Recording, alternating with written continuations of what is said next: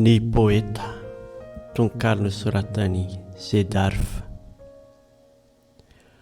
Poeta malahelo sy vesy anaty-tsaina, tambazana kiviana sy sento makadiry, no sarimby mipaka anaty kaisaina, ny sombika faliana sisa voatahiry. Poeta dala foana teo tompony tontolo, amangina miserana ny tany boribory, anao fafikatrana ny tsiky bobongolo, ambolo fentsim-po, trotroka sy ory. Ny poeta angamba mikindry ny tomany, tojo fahasambarana anaty sentosento, mamantona alin'iny ny tena bevinany, ny saina lasa lavitra tsy mijanona eleto.